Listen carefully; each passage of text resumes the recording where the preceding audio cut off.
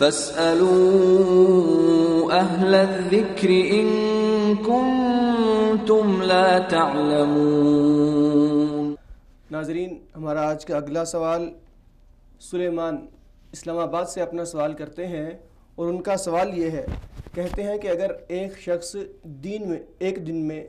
3 مرتبہ اپنی بیوی کو طلاق دے دے، یعنی 3 مرتبہ طلاق طلاق طلاق کہہ دے، تو آیا کیا اس سے 3 طلاقیں ہو جائیں گی یا اس کے بارے میں کوئی اختلاف ہے؟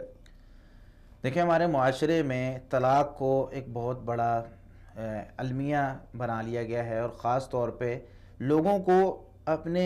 ایسے مسائل کا تو علم حاصل کرنا چاہیے جو ان کی روزمرہ کی زندگی میں ضروری ہوتے ہیں۔ ہم طلاق کو مذاق کے طور پر استعمال کرتے ہیں، یعنی ایک کھیل بنا لیا ہے کہ بس کئی لوگ یہ سمجھتے ہیں کہ طلاق یہ بھائی میاں بیوی کے درمیان جو اللہ رب العالمین نے تعلقات قائم کیے ہیں، ٹھیک ہے آپ کے پاس آپشن موجود ہے، آپ اس کو ختم کر سکتے ہیں، لیکن اس کو کس طریقے سے استعمال کرنا ہے؟ اللہ رب العالمین نے جو آپ کو آپشن دیا ہے طلاق کا کہ آپ اپنی بیوی کو چھوڑ سکتے ہیں، آپ ایک دوسرے سے دور ہو سکتے ہیں، اس کو ادا کس طرح کرنا ہے؟ اس طریقہ کار کو جو اللہ رب العالمین نے طلاق تو آپ کو دے دی، ٹھیک ہے آپ کے ہاتھ میں طلاق ہے، آپ دے سکتے ہیں، کیسے دینی ہے؟ کبھی سیکھنے کی کوشش کی؟ سیکھنے کی کوشش نہیں کی، طلاق دینی کس طرح ہے، لیکن پھر آ کر بعد میں مسائل علماء کے سامنے ذکر کرتے ہیں، ڈسکس کرتے ہیں کہ بھائی میں نے طلاق دے دی، میں نے ایسے دے دی، میں نے ویسے دی۔ اور بھائی علماء سے پوچھیں پہلے طلاق دینی کس طرح ہے، اس کا طریقہ کار پورا شریعت میں موجود ہے کہ طلاق فلاں وقت میں دینی ہے، فلاں طریقے سے دینی ہے، پھر اگر دے لی ہے پھر رجوع کس طرح کرنا ہے، تمہارے پاس آپشن موجود ہیں، کیونکہ انسان کئی دفعہ غصے میں آ کر کوئی بات کہہ جاتا ہے۔ یہ اتنا بڑا ایک رشتہ ہے شادی کا اور میاں بیوی کا کہ ایک لفظ سے ختم تو ہو جاتا ہے، لیکن بعد میں پھر انسان کو سوچ آتی ہے یار میری بیوی تھی، بچے ہیں، پورا ایک گھرانہ چلانے والی خاتون تھی، اس کو میں نے چھوڑ دیا۔ پھر پورے خاندان، صرف 2 لوگوں کے درمیان کا معاملہ نہیں ہوتا، بچے بھی ہوتے ہیں، اور بلکہ 2 خاندان، پورا معاشرہ سمجھ لیں کہ ایک طلاق کی وجہ سے تباہ و برباد ہو جاتا ہے، کہ اس کے جتنے بھی رشتہ دار ہوتے ہیں لڑکی والے وہ اس کے دشمن ہو جاتے ہیں، اور اس کے جتنے بھی رشتہ دار ہوتے ہیں وہ اس کے دشمن ہو جاتے ہیں، پھر آپس میں ایک دوسرے کا، اور ایسے کیسز بھی آتے ہیں کہ طلاق کے بعد ایک دوسرے کے خلاف جادو کروا دینا، ایک دوسرے کو تباہ و برباد کرنے کے لیے ہر ممکن کوشش کی جاتی۔ تو طلاق ایک دن میں اگر 3 کوئی طلاق دیتا ہے تو بھئی یہ طریقہ شریعت اسلامیہ کا طریقہ نہیں ہے۔ طلاق کا مطلب یہ ہے کہ آپ اپنی بیوی کے ساتھ نہیں رہنا چاہتے، اس کو چھوڑنا چاہتے ہیں، ٹھیک ہے آپ اس کو چھوڑ دیں، طلاق کہہ دیں۔ اب آپ نے طلاق کہہ دیا ہے تو جب تک آپ اس سے رجوع نہیں کرتے، اس بیوی کے ساتھ آپ وقت نہیں گزارتے، اس سے تعلقات قائم نہیں کرتے، اس وقت تک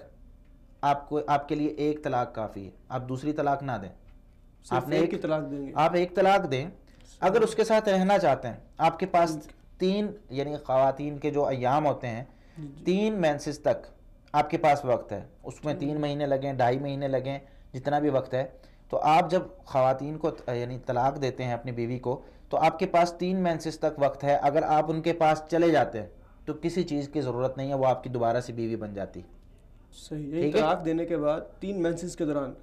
کے دوران اگر آپ خاوند بیوی کے ساتھ تعلقات قائم کر لے تو وہ اس کی بیوی بن جاتی ہے دوبارہ۔ وہ 1 طلاق اس کی نامہ اعمال میں یا اس کے رجسٹر میں، اس کے کھاتے میں لکھی جاتی ہے کہ آپ نے یہ 1 طلاق دے دی۔ اب وہ اگر دوسری دینا چاہتا ہے یا کبھی موقع بن جاتا ہے اس طریقے سے نہیں رہ پاتے آپس میں، پھر ایک دوسری طلاق دے دیتا ہے۔ پھر اگر وہ رجوع کر لیتا ہے ٹھیک ہے، نہیں رجوع کرتا تو تیسری یعنی رجوع کر لیتا ہے اور پھر تیسری طلاق دے دیتا ہے۔ تیسری طلاق کے بعد اس عورت کی اس مرد کے ساتھ شادی نہیں ہو سکتی، یعنی 3 طلاقوں کے بعد آپشن موجود نہیں رہتا۔ صحیح، ٹھیک۔ اب یہ 3 طلاقیں دینے کا یہ طریقہ جو میں نے بتایا ہے، یہ طریقہ کار ہے کہ آپ 1 طلاق دیتے ہیں، جب تک آپ رجوع نہیں کرتے دوسری طلاق نہ دیں۔ اگر آپ اس کے ساتھ رہنا چاہتے ہیں رجوع کر لیں، نہیں رہنا چاہتے چھوڑ دیں۔ آپ اس کے 3 مینسز 3 ایام ماہواری اس کے گزر جائیں گے، جب اس کے گزر جائیں گے تو وہ آپ کے لیے غیر محرم عورت بن جائے گی۔ اب اگر آپ اس کے ساتھ رہنا چاہتے ہیں، آپ کے پاس آپشن موجود ہے کہ آپ اس عورت کے ساتھ دوبارہ نکاح کر سکتے ہیں، پیغام نکاح بھیجیں گے۔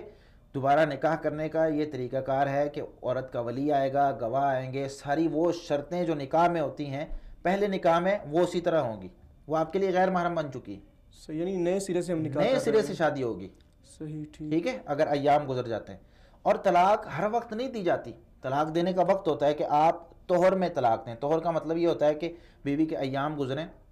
اگر آپ نے طلاق دینی ہے نہیں رکھنی، بیوی کے ایام گزرے ہیں، ایام گزرنے کے بعد جب بیوی پاک ہو جاتی ہے، غسل کر لیتی ہے، اگر آپ نے اب نہیں رکھنا بیوی کو تو آپ اس کو طلاق دے سکتے ہیں۔ دوسرا طریقہ کار یہ ہوتا ہے کہ آپ حمل کی حالت میں بیوی کو طلاق دیں۔ یہ اسلام نے ہمیں وقت بتایا۔ اللہ رب العالمین سورہ طلاق کی آیت نمبر 1 میں ارشاد فرماتے ہیں یا ایھا النبی اذا طلقتم النساء فطلقوهن لعدتهن، اے نبی جب آپ عورتوں کو طلاق دیں تو ان کی عدت میں طلاق دیں۔